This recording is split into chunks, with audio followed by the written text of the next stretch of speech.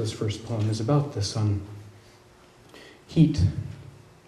A good sun pulls a picture from the wreckage, finds subtle hollows in the metal, hair cuttings and butcher's twine. A good sun flaps its R's outside the window, raises high the ridges of rooftops, everything inside pushed to the corner furthest away. A good sun feels for the salt water of its handkerchief, for the peacock of its bonfire, the line where her lips meet.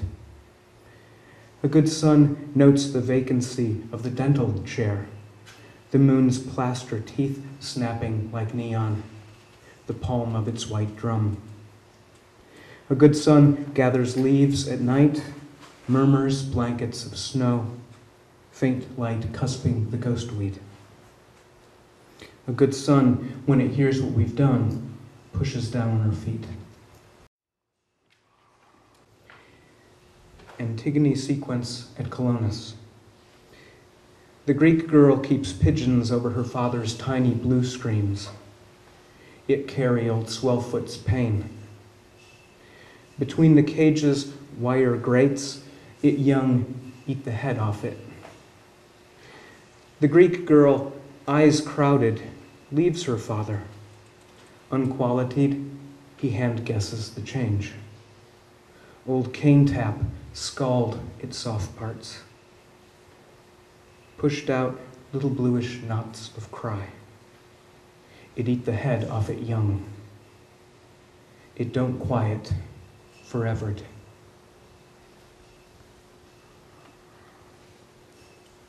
This is a letter to Guzel, to a throat, to the singer. Dear Guzel, it's not mine. You asked what good our songs might do at this hour. Thoughts of good cheer I'm sending you nonetheless. Tease off a few. They're not mine, though I understand they can be eaten like artichokes. And we, no views of shadowed mountains here, but sawdust trails and ample red osiers. And we do our best to maintain the monolithic samba, a kind of macho posturing. Sometimes that's enough, fucker.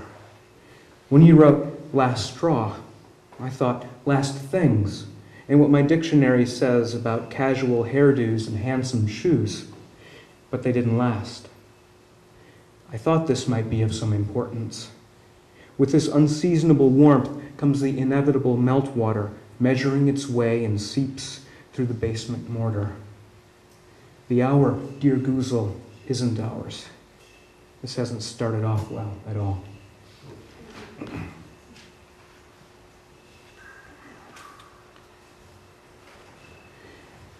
Chess piece. Bishop, the all eyes. Where my hands have gripped, forms have fallen as far as I can see.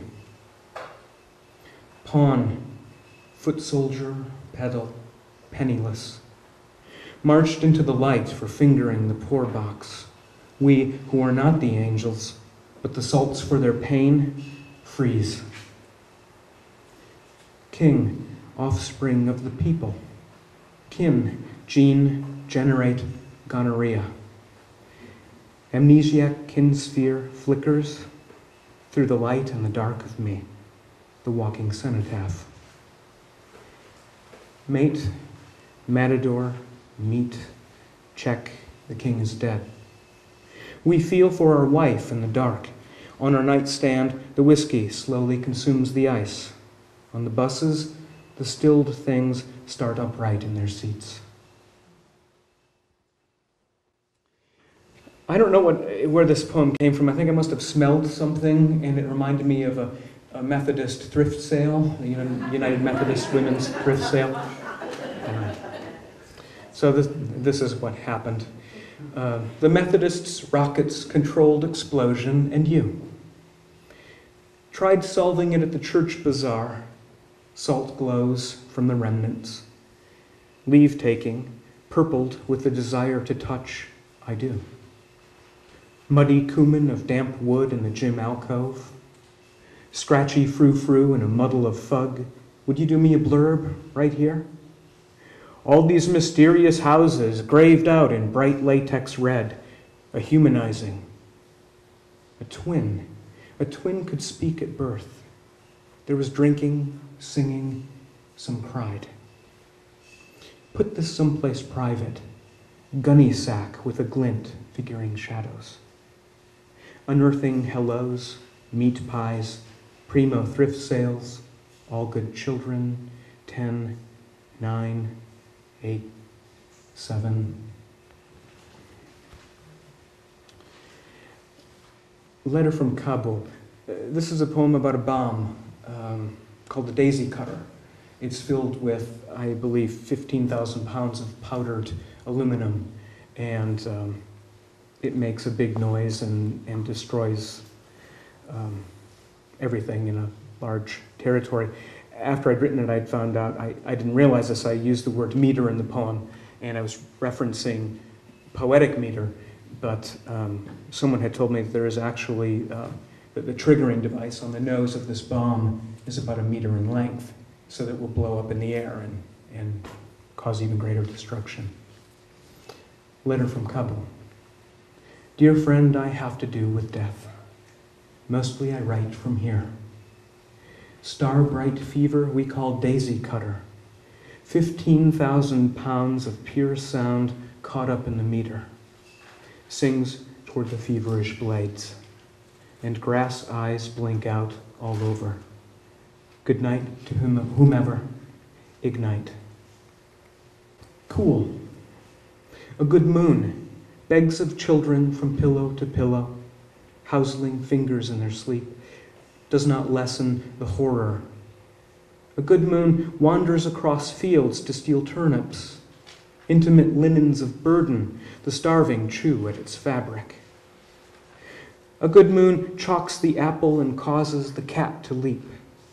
Ravens hang in knots from its horns, walking stick, straw bag, feathers, down, and dirt. A good moon notes a toppled chair within the ruins, paints its sound, toothpaste for thieves. A good moon leaves itself at the door, fills zinc basins with velvet and glass, the dip of paddles bound in white string. A good moon, when it hears what we've done, tugs at our hands. Matthias and the point of reference. The orange was exactly opposite him, that is, 10 or 15 oranges to the left of the orange, where the landing orange emerged from the orange. A sudden orange in the orange caused it to disappear, when, after forcing himself to keep his oranges in the same orange for several seconds, he saw it again. He was not quite sure he was looking at the same orange. Other oranges in the orange looked just as much like or unlike the 2 little coupled oranges, whose orange he still remembered. Something fell, thrown from the orange of the orange, landing on the orange of the orange, a piece of orange, the orange of an orange of oranges. The orange rose in the sheltered orange of the landing orange, colliding with the orange from its sloping orange. The periodic orange of this orange occurred just where the orange of blue orange was floating, and it was engulfed with a slapping orange.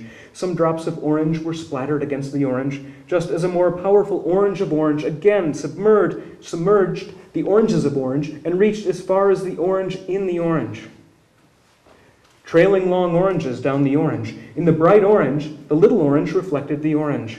Before it had time to disappear between the oranges, this orange was suddenly darkened, as if by the orange of some great orange. Matthias raised his eyes. The orange imperturbably described again with the same orange, its horizontal orange. Oranges motionless and outspread in a double orange between the slightly drooping oranges. One round orange fixed on the orange, or nothing at all. Thank you.